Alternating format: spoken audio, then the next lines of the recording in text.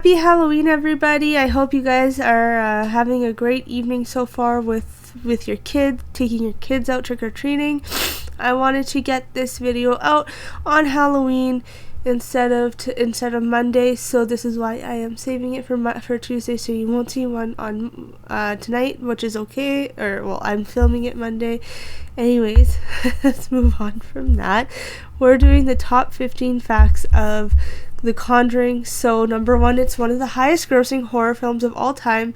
The Conjuring was made on a relatively modest budget of $20 million, but went on to recoup that figure back nearly 16 times over to become one of the most profitable scary movies of all time. It was also known the first horror film since 2004's Van Helsing to gross over $300 million worldwide, and the 5th most successful supernatural tale in domestic history. But its most impressive feature is the fact that it is now firmly placed inside the top 10 highest grossing horrors ever. Wow, so you must have really made it, and here are the numbers. So indeed, finishing ahead of a much starrier and more heavily promoted affairs such as Shutter Island, the Silence of the Lambs, and What Lies Beneath, The Conjuring sits at number 7 in the all-time rankings as of 2016. 327 million, and Hannibal's 352 million were also within touching distance, just ahead of them with Signs 408 million, The Exorcist, the 441 million, Jaws is 471 million, The Sixth Sense is 673 million in the box office, making up the top 4. That is wild. The amount we all love of horror movies, right? Number 2, it achieved the highest opening weekend for an original R-rated horror. The Conjuring also broke a rather more specific record when it opened on the weekend of July 19, 2013. Surpassing its predicted gross of 30 to 35 million, the film raked in a highly impressive 41.9 million over its first 3 days to finish ahead of other new releases, Red 2, Turbo, and R.I.P.D. at the office of the U.S. box office chart. It was a figure which was also the highest for an original R-rated horror movie, which Home Invasion, the movie The Purge, had only broken with 34.1 million just 2 months previously. The Conjuring's remarkable first weekend gross also topped that of distributor Warner Bros.' far bigger budget picture Pacific Rim, which had grossed 37.3 million just the week previously, and unlike most other horrors, with plummet at least 50% in its second week. Wan's House Effort managed as a respectable drop of 47% to fall just one place behind the Wolverine 7 Days On. Number 3, the story was originally told from the Perron family's perspective.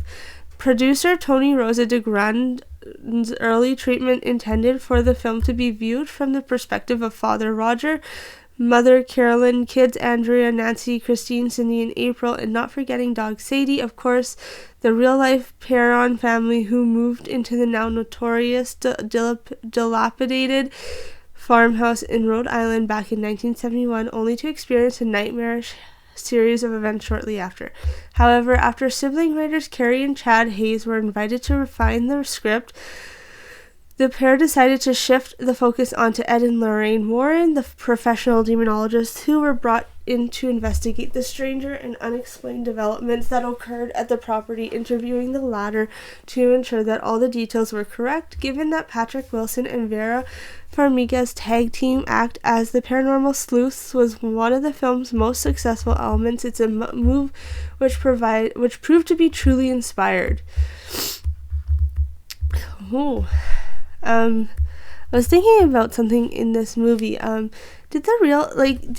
that how the real life couple Ed and Lorraine Warren became so popular, was from this movie because of their stories? I'm curious to hear this, but this might answer this in this next fact. The film had been in the works for 20 years.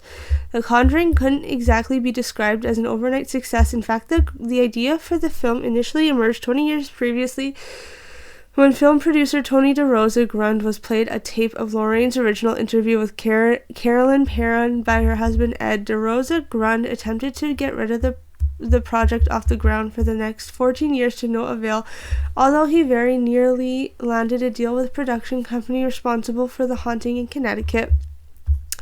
The film's lengthy gestation period finally looked to be coming to an end in mid-2009 when it became the subject of 6 studio bidding war.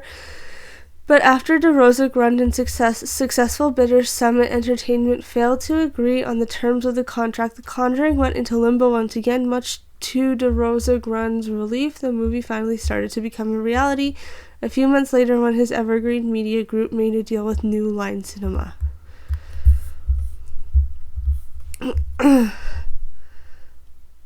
Number 6, The Warren, we all know this one. The Conjuring is based on a real reported haunting. The first film in the Conjuring verse is mostly an actual reported event if you believe in that sort of thing, as demonstrated with photos during the end credits of the movie.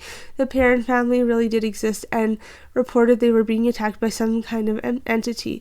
The Warrens did in fact investigate. Both Lorraine Warren and the Perron family signed off on the movie as well. So he passed away in 2006, Ed Warren.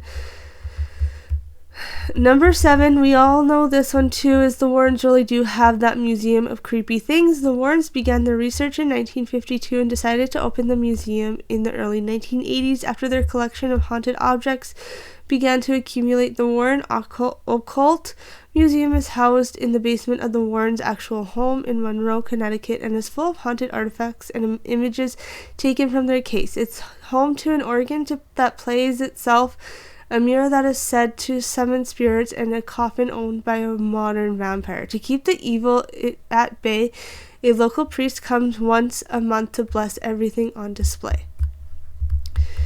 Number 8, Annabelle doll is real. The opening portion of The Conjuring deals with Annabelle, a doll possessed by a demon. The story about 2 nurses who wound up with the haunted doll is a real case. Why did I say castle? I don't know where I got that from. The real case the Warrens dealt with. Ed and Lorraine did really take the doll back with them to their museum and kept it in a glass case. And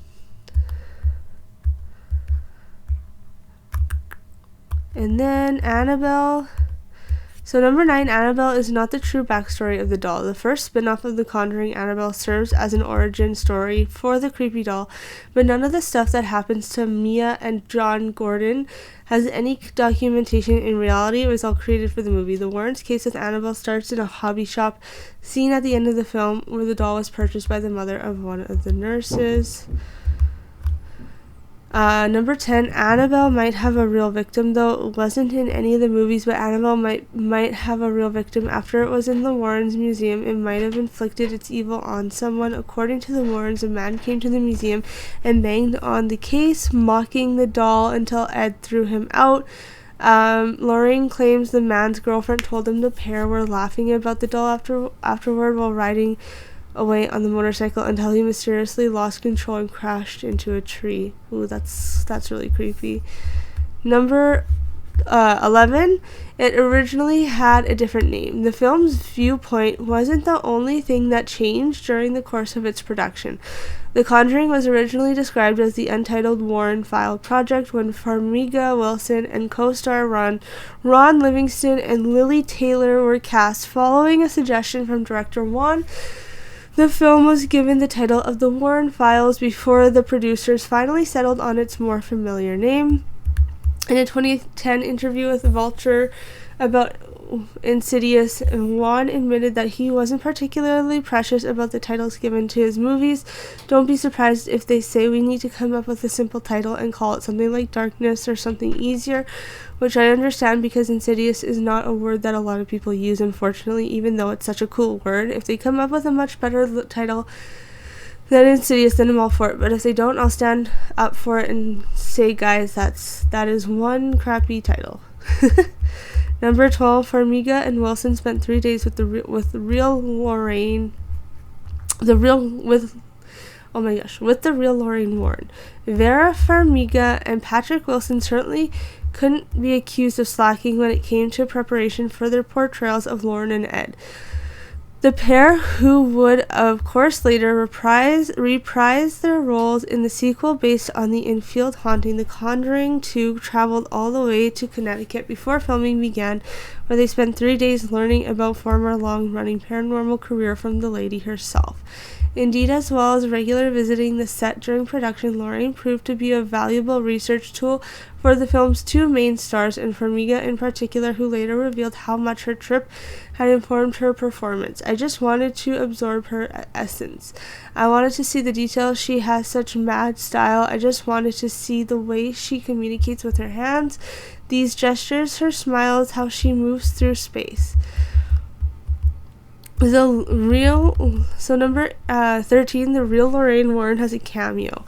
Lorraine Warren's involvement in the film also extends far beyond her research with the Hayes brother and Farmiga and Wilson, alongside Andrea Perron, whose 3-part book about her family's paranormal experience, The House of Darkness, was also used as inspiration for the script. She served as a consultant to Juan throughout the shoot, while eagle-eyed viewers already familiar with the case may well have spotted her on screen too.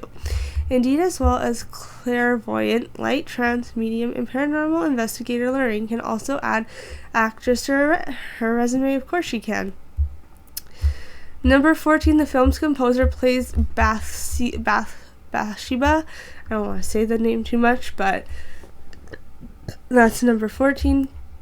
Joseph Becerra has become something of the most maestro when it comes to the horror film soundtrack. The American composer has lent his musical talents to over a dozen chillers since the turn of the century, including anthologies, VHS Viral, and Tales of Halloween, Ghost Stories, The Grave Dancers, and The Other Side of the Door, and demonic films under Unearthed and Night of the Demons. But Bishara also appears to have ambitions to appear in front of the camera too. And lastly, the current owners of the house in the film sued the producers. Ooh. So you have to feel some sympathy for Norma Sutcliffe and Gerald Helfrich.